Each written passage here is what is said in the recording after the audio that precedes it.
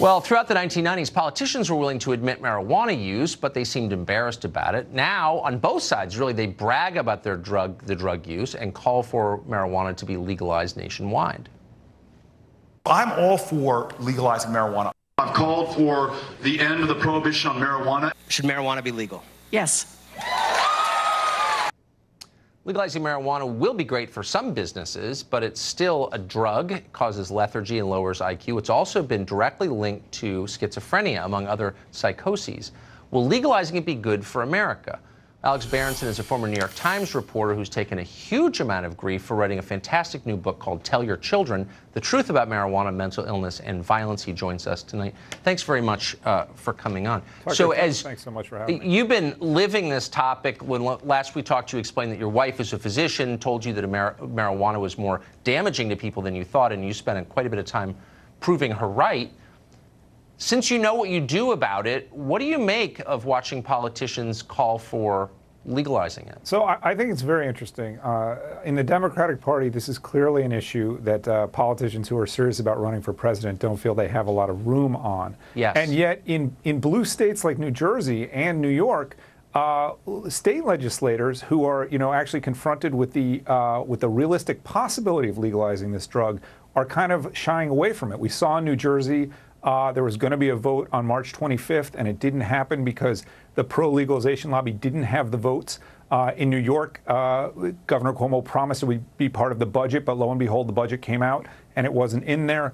I think people I think legislators who actually have to deal with this, as opposed to politicians at the national level who are just running for office and want to be seen as woke and progressive and want young Democrats to support them, I think local politicians are seeing the real problems here. So we have case studies, Colorado maybe the most long-standing. What have we learned from their experiment with this? Well, so in the states that have legalized, as I mentioned in the book, violent crime has gone up post-legalization. Now, we can't necessarily directly connect that to legalization, but what we can say is that the promise that legalization would reduce violent crime doesn't seem to have been the case. We've also seen that states seem to have this dilemma if they legalize. They can essentially let anybody who wants to grow and sell. That's sort of what Oregon has done. And in that case, prices plummet, and so you have this incredibly cheap recreational intoxicant available to people. Or you can do what California did, and you say, we're going to have high taxes and not allow dispensaries to cite. And guess what? In that case, the black market continues to be very vigorous. And ironically, in California now, there are people calling for enforcement against the black market. I thought legalization was supposed to end enforcement. Right. So that kind of points up what the motive might be, which is tax revenue.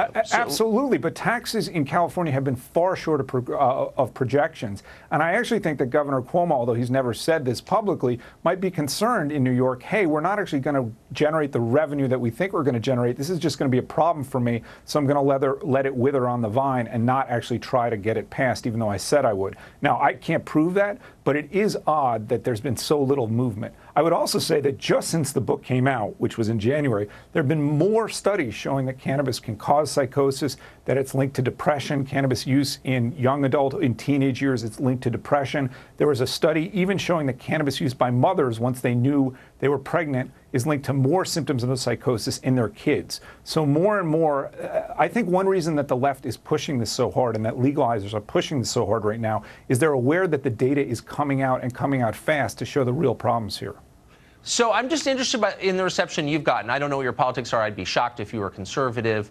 You've written this book. You've said something that no one wants to say in public. Have you received a lot of hostility? Yeah. I mean, I've received tremendous hostility, both from users, and I like to say it's not exactly death threats that I get on Twitter. It's more death wishes. I hope something terrible happens to you. Yeah. But also from the drug policy community, and I've honestly been shocked that these people will not engage with the science in a serious way. I mean, look, I love you. I love being on with Fox, but I should be on at MSNBC. I should be on at CNN. These people don't want to engage with the reality of what this drug is. They want to pretend that it's medicinal. They want to pretend that it doesn't have problems. And the truth is that that's a dangerous position to take, because if bad things start to happen, they're going to be on very dangerous ground. If they said honestly, hey, this is a recreational drug, it has risks, but we think people should be allowed to use it, I think they'd be in a much safer place. But they just want to pretend it's medicine. We're in a really reckless moment. I think maybe that's the answer. And I've said this before, and I mean it. You've taken such an unpopular stand, unflinchingly, and I respect that. I believe in the book, and I believe in the truth of the science. Well, amen. I do too. Thank you. Alex, thanks very much for that. I appreciate it.